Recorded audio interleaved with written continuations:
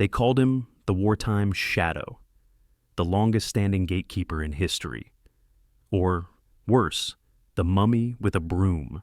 He stood there every morning at 4:50 a.m., wearing a faded security uniform, holding a ring of rusted black keys and a broom with a worn-down handle. No one asked him to arrive early. He just had done that every day for 6 years. His name was Walter Hayes, but at Riverside Police Academy, no one ever got his name right. To the young recruits, he was just the old guard, a background fixture in a place where titles and youth were crowned by default. One February morning, he walked slowly across the central courtyard, one hand bracing his back from a chronic pain that had lingered since damage to his fourth lumbar vertebra. A group of cadets huddled behind a cement pillar. One raised a phone, whispering, "Quick, film it. Here comes the legend of Lightspeed.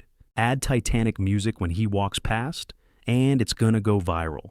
They didn't whisper enough. He heard it, he knew, and he just gave a tired smile. Within hours, that video surfaced on TikTok with the caption, "Meet the security grandpa." We're 90% sure guarded Army bathrooms in 1912. 8,000 likes, 230 comments. Most were laughing. Another day. He was dragging a trash bag from the training hall to the disposal zone. A cadet passed by, raised a hand as he might help, then shook his head and chuckled. "It's all good. Grandpa builds muscle and lives longer." Then he walked away, leaving the old man soaked in sweat. Walter didn't respond, didn't ask why, didn't look back. He just kept walking, slowly, silently. His name was Walter Hayes. He was 82 years old. Before becoming the old security guy guarding the back gate of the police academy, he had once been a master sergeant commander of an assault team under Bravo 3 Special Operations, a name most civilians had never heard and would never be allowed to fully know. He had camped deep in the Panamanian jungle for 3 weeks without resupply, had led night raids in Iraq with no maps, no way out, and had survived 42 days behind enemy lines in Somalia, carrying an empty M4 and dragging along 4 wounded soldiers. Some missions remain classified to this day. Some battles were never written down, only spoken of in silence between those still alive to remember. But eventually, he came home. No medals, no fanfare. Like many others, he never told war stories in bars or stood before veteran councils. Instead, he quietly chose to disappear from the spotlight. He moved into a small wooden house on the edge of town and later volunteered to work as a security guard at a police academy. When the headmaster asked why a former soldier wanted such a job, he simply answered, "I'm a citizen. I need to work, and I still have the strength to do it." No one at the school knew who he was. No one saw the worn military ID he kept tucked inside the old leather wallet near his chest. No one saw the scar across his back or the eyes that had once led men through smoke and fire. He never told, never showed off, never needed to be remembered.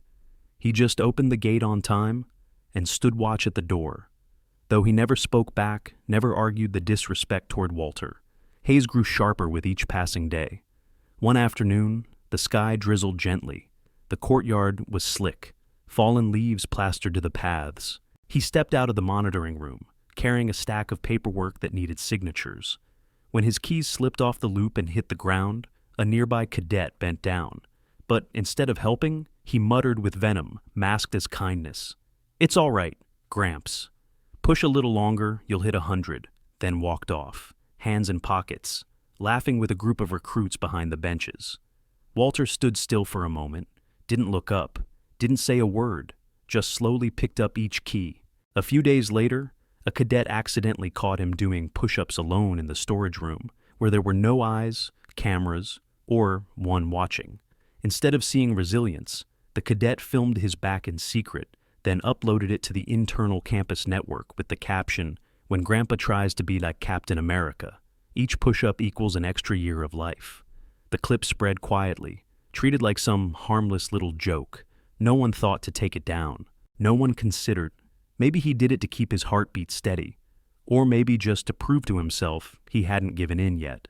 Another day, during the lunch break, He sat beneath the tree next to the physical training yard, resting for a few minutes after hauling trash from the training depot. Someone secretly snapped a photo from the second floor, then edited a military helmet onto his head with the caption, "When Grandpa cosplays a soldier and forgets he's not in a war zone anymore." The image spread through the academy like an end-of-day joke. No one called him Walter.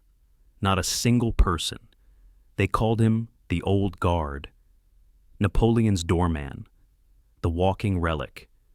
And worst of all, one time, a third-year cadet bumped into him in the hallway, stepped back, pulled a bottle of hand sanitizer from his backpack, and sprayed it across his palms.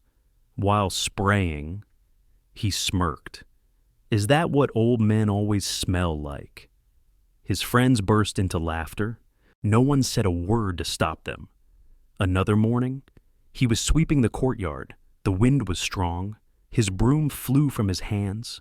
As he bent to pick it up, a group of cadets nearby clapped like cheering on a circus clown.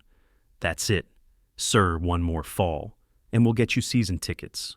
What they didn't know was that those hands once held a blood transfusion line for a wounded brother under gunfire for 6 straight hours. That arm once pulled a child from the rubble in Basra. And those legs, though, Slow now had once carried him 3 kilometers through the jungle at night to deliver antibiotics to a soldier burning with fever. But here, he was just a forgotten name, an age treated like a joke.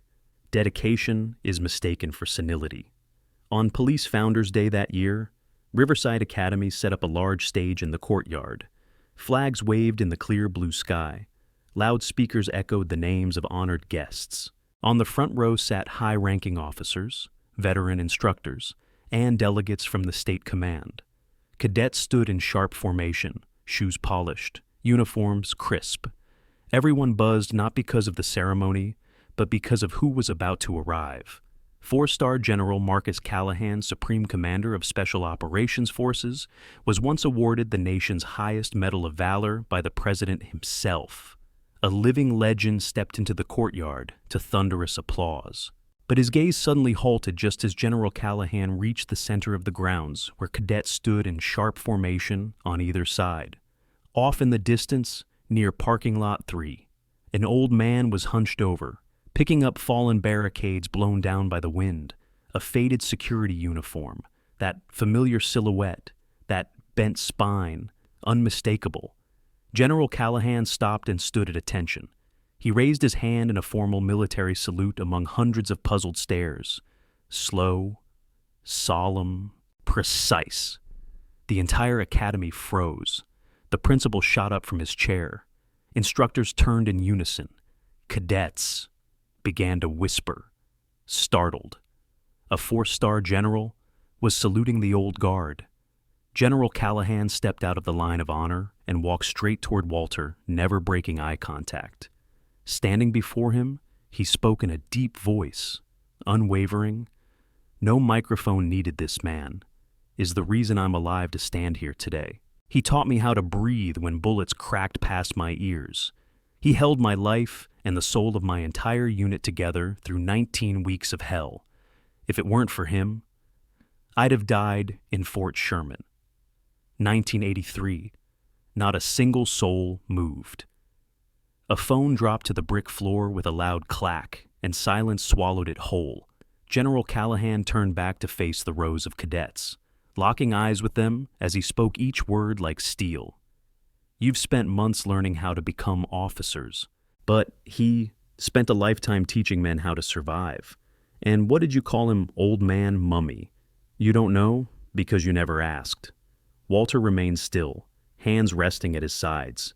He didn't nod, didn't deny it, didn't react, because he was used to this. Except today. Silence was no longer something used against him. It was the very thing forcing a whole generation to face themselves. After General Callahan's solemn salute, the entire courtyard fell into a breathless silence. The overhead fans still spun, leaves still rustled outside.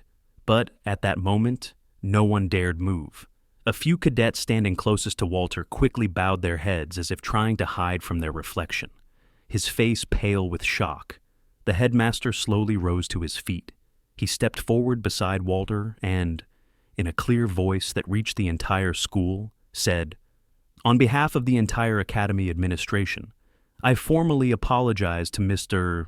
Walter Hayes for the neglect, the ignorance, and the lack of respect this institution allowed to happen.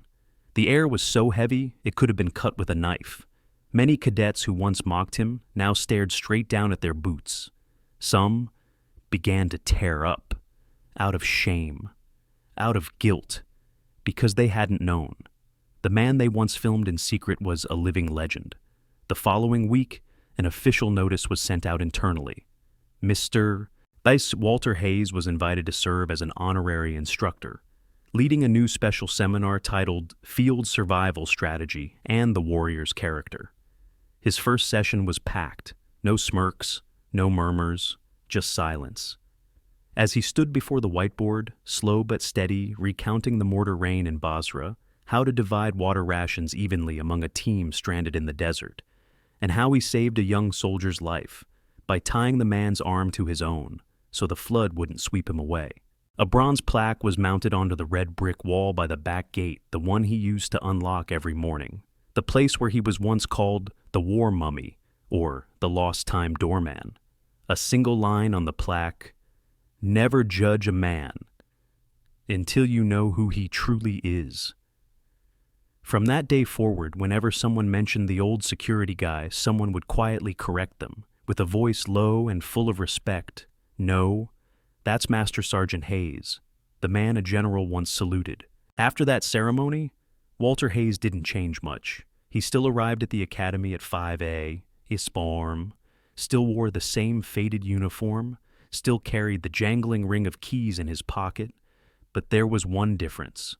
Now, every time he walked across the courtyard, cadets stood tall and greeted him with solemn respect. No more mocking glances, no more laughter behind his back. They knew they were passing a man whom even a 4-star general had once saluted with both hands.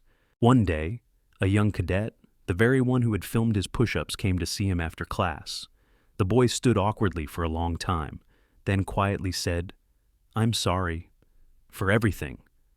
I was wondering if I could learn from you." Walter was silent for a moment.